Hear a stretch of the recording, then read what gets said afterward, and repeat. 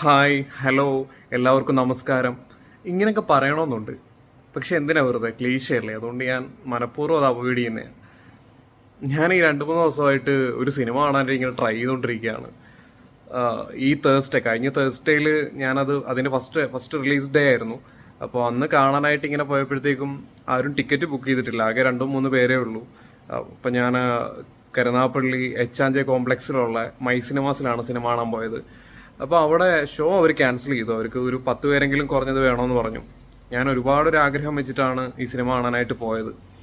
പിന്നെ ഞാനത് പെട്ടെന്നൊരു കാണാൻ പറ്റാത്തതിൻ്റെ ഒരു മൂഡ് ഓഫ് ഉണ്ടായിരുന്നു. പിന്നെ ഞാൻ കരുതി ശനി ഞായറും സാറ്റർഡേ സൺഡേ എന്തെങ്കിലും ആൾക്കാർ എന്തായാലും ബുക്ക് ചെയ്യാതിരിക്കത്തില്ലെന്ന് ഞാൻ വിചാരിച്ചു. അപ്പോൾ ശനിയാഴ്ച ഇന്ന് നോക്കിയപ്പോഴത്തേക്കും ഒരു 3-4 പേര് ബുക്ക് ചെയ്തേക്കുന്നു. അപ്പം ഞാൻ വിചാരിച്ചു ഒരു 10 പേരെ കൂടെ എങ്ങനെയെങ്കിലും ആക്കി കഴിഞ്ഞാൽ ആ സിനിമ എനിക്ക് കാണാൻ പറ്റുമല്ലോ എന്ന് വിചാരിച്ചു.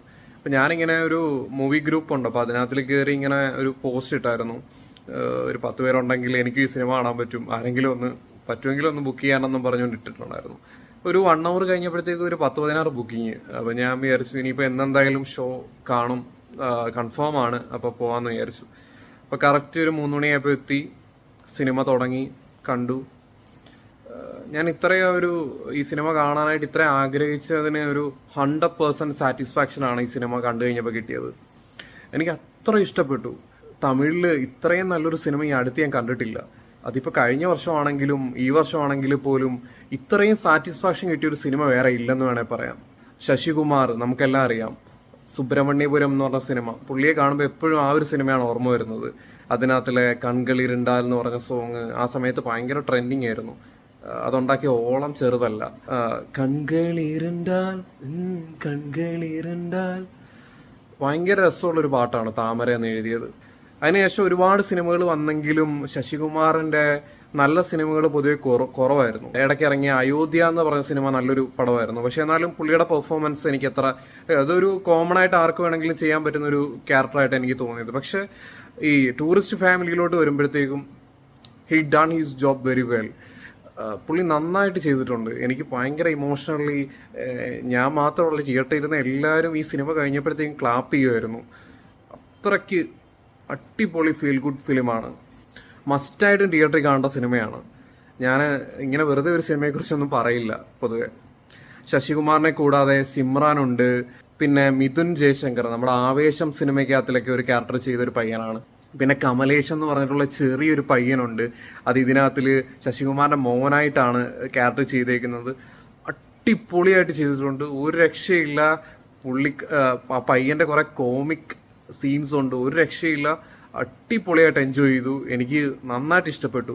പിന്നെ അതുപോലെ തന്നെ യോഗി ബാബു ഉണ്ട്. യോഗി ബാബു ത്രൂ ഔട്ട് ഇല്ലെങ്കിൽ പോലും വരുന്ന പോർഷൻസ് ഒക്കെ ഗംഭീരമായിട്ട് പുള്ളി ചെയ്തിട്ടുണ്ട്, നല്ല നാച്ചുറലായിട്ട് തന്നെ ചെയ്തിട്ടുണ്ട്. പിന്നെ ഈ ഒരു സിനിമയുടെ പ്ലോട്ട് എന്ന് പറയുന്നത് COVID-19 സമയത്ത് ശ്രീലങ്കയിൽ ഉണ്ടാകുന്ന സാമ്പത്തിക ബുദ്ധിമുട്ടും കാര്യങ്ങളും ഒക്കെ ആയിട്ട് തമിഴ്നാട്ടിലോട്ട് കുടിയേറി പാർക്കുന്ന ഒരു ശ്രീലങ്കൻ കുടുംബത്തിന്റെ കഥയാണ്. അപ്പം അവര് ഒരു ടൂറിസ്റ്റ് ഫാമിലി, ആ ടൈറ്റിൽ പോലെ തന്നെ ഒരു ടൂറിസ്റ്റ് പോലെയാണ് ഇതിനകത്തിൽ. ഭയങ്കര രസമാണ്. ഇതിനകത്തിൽ പ്രത്യേകിച്ച് നെഗറ്റീവ് ഒന്നും പറയാനായിട്ട് ഒന്നും എനിക്ക് തോന്നുന്നില്ല, കാരണം അത്രയ്ക്ക് എനിക്ക് ഇഷ്ടപ്പെട്ടു സിനിമ. ഉറപ്പായിട്ടും തിയേറ്ററിൽ പോയി തന്നെ കാണേണ്ട സിനിമയാണ്. OTT-യിലൊക്കെ കണ്ടു കഴിയുമ്പോഴത്തേക്കും തിയേറ്ററിൽ കാണുന്ന ഒരു ഫീലും ആ ഒരു അറ്റ്മോസ്ഫിയർ കാണുന്ന ഇത് കിട്ടുമെന്ന് എനിക്കറിയത്തില്ല. എനിക്ക് 100% സാറ്റിസ്ഫൈഡ് ആണ് ഞാൻ. ഇത്രയും നല്ലൊരു ഫീൽ ഗുഡ് സിനിമ മലയാളത്തിൽ നിന്ന് പോലും കഴിഞ്ഞ വർഷമോ ഈ വർഷവും ഞാൻ കണ്ടിട്ടില്ല. തമിഴിൽ നിന്ന് കണ്ടിട്ടില്ല, വേറൊരു ലാംഗ്വേജിൽ നിന്ന് പോലും കണ്ടിട്ടില്ല. പിന്നെ എടുത്തു പറയേണ്ടത് ഇതിന്റെ മ്യൂസിക്കാണ്.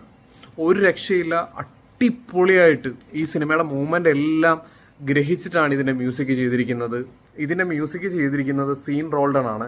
എനിക്ക് തോന്നുന്നു സീൻ റോൾഡണെ അധികം ആർക്കും പരിചയമില്ല. ആ പേരിന്റെ ഒരു ഇതുകൊണ്ടായിരിക്കും. പുള്ളി നേരത്തെ ചെയ്തേക്കുന്ന വർക്കെല്ലാം എല്ലാവർക്കും അറിയാം. ലവർ ചെയ്തിട്ടുണ്ട്, മോഡേൺ ലവ് ചെന്നൈ, അതുപോലെ തന്നെ ജോക്കർ, ജയ് ഭീം, ലെബർ പന്ത്, ഇതുപോലുള്ള നല്ല സിനിമകൾ അദ്ദേഹം മ്യൂസിക് ചെയ്തിട്ടുണ്ട്. പുള്ളിയുടെ എക്സലന്റ് വർക്കാണ് ഈ സിനിമയ്ക്കകത്തിൽ. ഓരോ പാട്ടും ഭയങ്കര ഭയങ്കര രസമാണ്. ഇതിനകത്തിൽ വിജയശ്വാസ് ഒരു പാട്ട് പാടിയിട്ടുണ്ട്, അടിപൊളിയാണത്. തുടക്കം തൊട്ട് അവസാനം വരെ ആ മ്യൂസിക്കും ആ സിനിമയുടെ ഒപ്പം ഇങ്ങനെ മൂവ് ചെയ്തുകൊണ്ടേയിരിക്കുകയാണ്. ഫൈനലി ഈ സിനിമയുടെ സംവിധായകൻ അഭിഷാൻ ജീവിന്ദ്, പുള്ളിയുടെ പേര് ഞാൻ ആദ്യമേ പറയേണ്ടതായിരുന്നു, എനിക്ക് മിസ്സായിപ്പോയി അത്. അടിപൊളി, ആദ്യത്തെ സിനിമയാണെന്ന് തോന്നിക്കേയില്ല, അത്രയ്ക്ക് മനോഹരമായിട്ട് ഈ സിനിമ ചെയ്തിട്ടുണ്ട്. Hats off.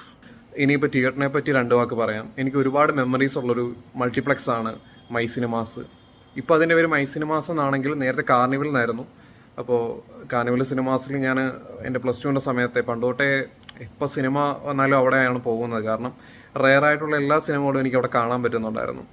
അപ്പോൾ റിലീസ് ഉണ്ടായിരുന്നു അവിടെ. ഇപ്പോൾ ഇങ്ങനൊരു സിനിമ വന്നപ്പോഴും എനിക്ക് തോന്നുന്നു കൊല്ലത്തും ആലപ്പുഴയും ഒന്നും വേറൊരു തിയേറ്റേഴ്സിലും ഈ സിനിമ ഇല്ല. ആകെ ഈ ഒരു മൈ സിനിമാസിൽ മാത്രമേ ഉള്ളൂ ഈ സിനിമ ഉള്ളത്. അത് തന്നെ ഏറ്റവും വലിയൊരു കാര്യമാണ്. പിന്നെ തിയേറ്റർ പണ്ടത്തെ പോലെയല്ല, ഭയങ്കര മോശമാണ്, ഒട്ടും അപ്ഡേറ്റഡ് അല്ല. സ്ക്രീനാണെങ്കിൽ ക്വാളിറ്റി ഇല്ല. അവർ പ്രൊജക്ഷൻ്റെ ലാമ്പ് ഒന്നും ചേഞ്ച് ചെയ്യത്തില്ല. ഞാൻ ഒരുപാട് തവണ കംപ്ലൈൻറ്റ് ചെയ്തതാണ്. അവർ തന്നെ സൂപ്പറാണെന്നാണ് പറയുന്നത്. അപ്പോൾ സൗണ്ട് ക്വാളിറ്റി ഇല്ല, പിക്ചർ ക്വാളിറ്റി മോശമാണ്. സ്ക്രീനകത്തിൽ നിന്ന് ഇടയ്ക്കിടയ്ക്ക് ഒരു ലൈറ്റ് ബ്ലിങ്ക് ചെയ്യുന്നുണ്ടായിരുന്നു ചില സമയത്ത്. ഭയങ്കര പ്രോബ്ലംസ് ആണ്. പിന്നെ എനിക്ക് വേറൊരു ഓപ്ഷൻ ഇല്ലാത്തതുകൊണ്ടാണ് ഞാൻ അവിടെ പോകുന്നത്.